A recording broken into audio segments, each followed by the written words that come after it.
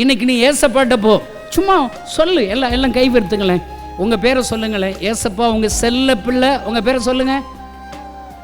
வந்திருக்கிறேன் சொல்லுங்க. சூப்பர் இல்லைங்க? ஐயோ, என்ன ஏசப்பான்னு சொன்னாலே போதுங்க. நான் அடிக்கடி கிராமத்தில் வாலிபர்களுக்கு சொல்லிக் கொடுக்கும்போது, இந்த உலகத்தில் ஏசப்பாவை ஐஸ் வைக்க பழைக்கணும்னு சொல்லணும். பக்கத்தில் சொல்லுங்க, ஏசப்பாவை ஐஸ் வைக்கணுமா சொல்லுங்களேன். நீங்கள் ஜெபங்கிறது என்ன தெரியுமாங்க? ஏசப்பாவை ஐஸ் வைக்கிறது தானுங்க. இப்போ எங்கள் அப்பா பேர் கற்பையாங்க. நான் ஒவ்வொரு நாளும் ஏதாவது எங்கள் வீட்டில் 5 பசங்க ஒரு பொண்ணு, நாங்கள் ஒரே ஒரு பொண்ணு, 6 பேர் எல்லாம் சேர்ந்து ஒரு சினிமாவுக்கு போகணும், ஒரு ப்ராஜெக்ட் போட்டுரும். எங்கள் அன்னைங்கள்லாம் போய் கேட்டாங்கன்னா பெல்ட் எடுத்து எங்கள் அப்பா அடிச்சே விடுவார். அவங்களுக்கு பேச தெரியாது பாருங்க, நமக்கு தெரியும் பாருங்க, விவரம் தெரியும் பாருங்க. எங்கள் அப்பாட்ட போவேன், அப்பா நல்லா இருக்கேப்பா, என்ன கண்ணெல்லாம் கொஞ்சம் சிவப்பாக இருக்குது, தூங்கலையாப்பா, சாப்பிட்டேப்பா, இப்படி பேசிகிட்டு இருக்கும்போதே எங்கள் அப்பா கேட்பார், உனக்கு என்னடா வேணும்னு கேட்பார்.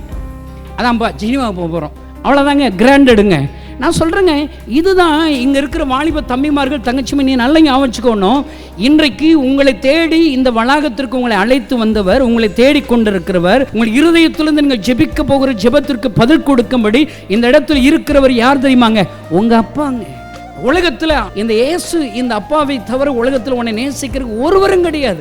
அப்படி சமூகத்தில் நீ இருதயத்தை ஊற்றினால் போதுங்க, உங்கள் கவலைகள்லாம் டெய்லி இரவுல போய் சொல்லிட்டு போய் நீ தூங்கி பாருங்க, காலையில் எந்திரிக்கும் போது ஆண்டவர் ஒரு நல்ல ஒரு அற்புதத்தோடு எழும்ப உதவி செய்வார்.